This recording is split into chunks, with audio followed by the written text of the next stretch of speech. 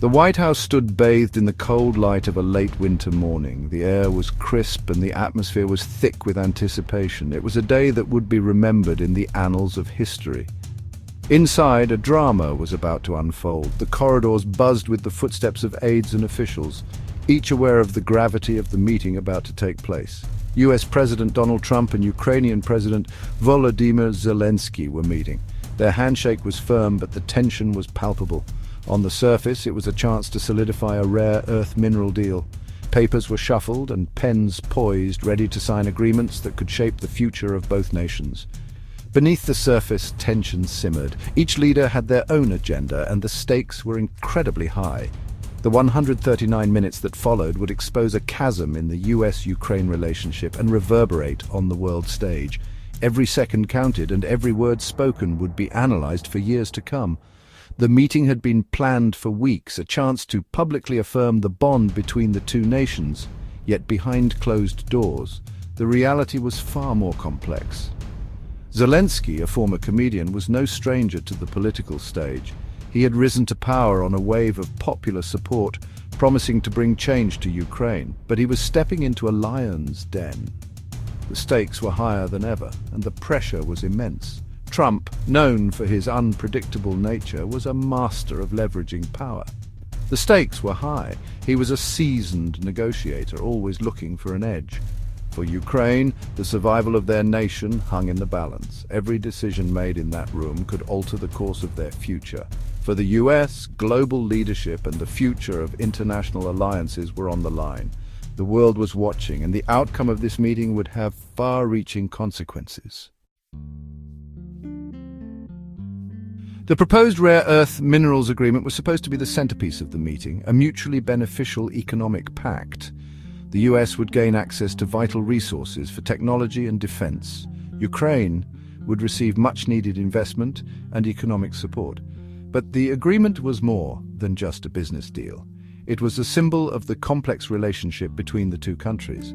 The US had been a staunch supporter of Ukraine, particularly since the Russian invasion. Military aid, financial assistance, and diplomatic pressure had been crucial in helping Ukraine resist the Russian bear. Yet there was a sense that Trump saw this aid as transactional, a favor to be repaid with loyalty and gratitude. This undercurrent of expectation cast a shadow over the negotiations.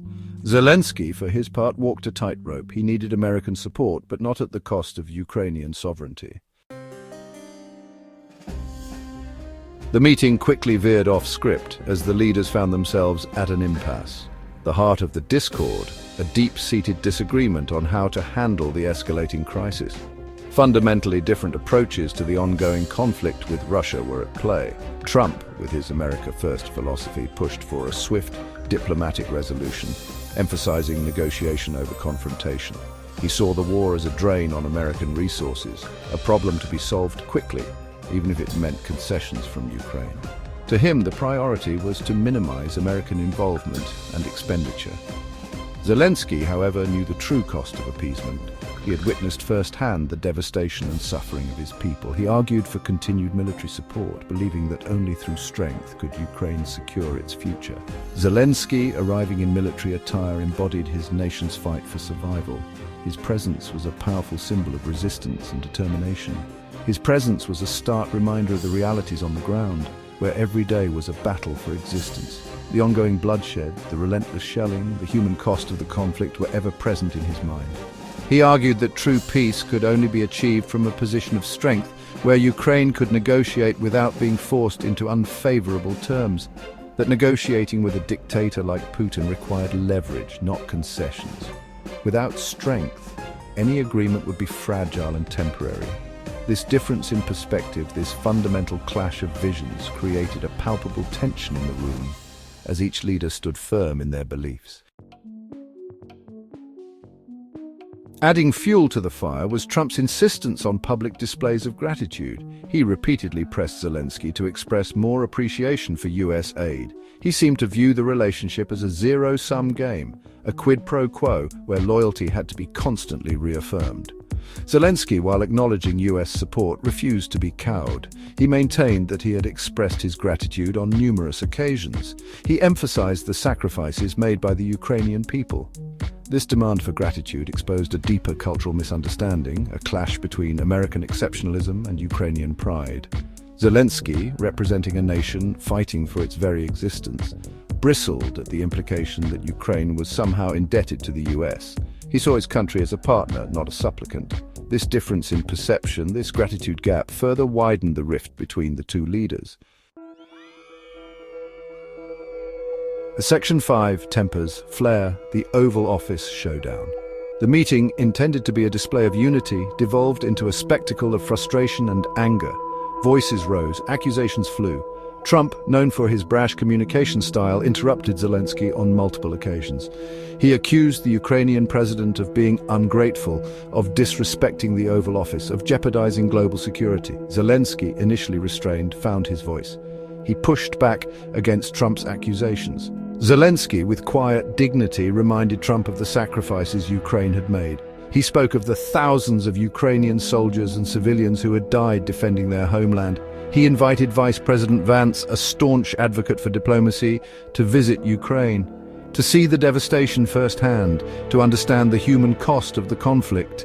The exchange was raw, emotional, and deeply uncomfortable for everyone present. Section 6, No Deal, No Apologies, a chilly departure.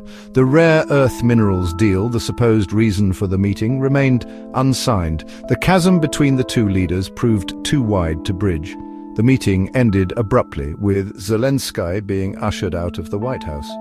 The images that flashed across television screens spoke volumes. No handshakes, no smiles, just the icy chill of a relationship on the brink. The abrupt ending sent shockwaves through the diplomatic community. The world watched, stunned, as the carefully constructed facade of US-Ukraine unity crumbled. The meeting, instead of strengthening the alliance, had exposed the fragility of international relations in a world increasingly defined by power struggles and shifting allegiances. Section 7, Spinning the Narrative, Fallout and Finger-Pointing. In the aftermath of the meeting, both sides scrambled to control the narrative, each trying to present their version of events in the most favorable light. The White House launched a public relations offensive, aiming to sway public opinion and media coverage. They portrayed Trump as a strong leader defending American interests, emphasizing his commitment to national security. Conversely, Zelenskyy was painted as an ungrateful and difficult ally, someone who was not fully cooperative. Trump, true to form, took to social media, where he has a massive following. He accused Zelenskyy of not being serious about peace, suggesting that the Ukrainian leader was playing games, of playing a dangerous game with Ukrainian lives, putting his own people at risk for political gain. Zelenskyy, for his part, chose a more measured approach, avoiding direct confrontation. He expressed gratitude for US support in a carefully worded social media post, aiming to maintain diplomatic relations, but he refused to back down from his core message, standing firm on his principles. He reiterated the need for continued military aid, stressing its importance for Ukraine's defense. He emphasized Ukraine's right to self-determination, a fundamental principle for the nation's future. The diplomatic fallout was swift and severe, with international reactions pouring in. Allies were left confused and concerned, unsure of the next steps. Adversaries, emboldened by the discord, sensed an opportunity to exploit the rift, potentially destabilizing the region further. Section 8, A Fractured Alliance, the Future of US-Ukraine Relations. The Trump-Zelenskyy showdown left the future of US-Ukraine relations in doubt. The meeting, meant to be a show of solidarity, had laid bare the tensions simmering beneath the surface. The clashing visions for Ukraine's future, the demand for gratitude, the personal animosity between the two leaders, all contributed to a sense of unease. The international community watched with bated breath. The implications of this fractured alliance extended far beyond Ukraine. It raised questions about the reliability of US commitments. It emboldened autocrats and dictators around the world. It signaled a shift in the global order. The world was witnessing in real time the dismantling of the post-World War II international system. Section 9, Beyond the Spectacle, Realpolitik and its Discontents. The Trump-Zelenskyy meeting was more than just a dramatic confrontation between two leaders. It was a stark reminder of the complexities of international relations, the limitations of diplomacy, the human cost of geopolitical gamesmanship. It was a wake-up call. The world watched as political theater overshadowed the real-world consequences of the conflict in Ukraine. The meeting served as a cautionary tale, a reminder that in the arena of international relations, words have consequences. Alliances once shattered are not easily repaired, and the pursuit of narrow self-interest can have devastating consequences for global security and human life.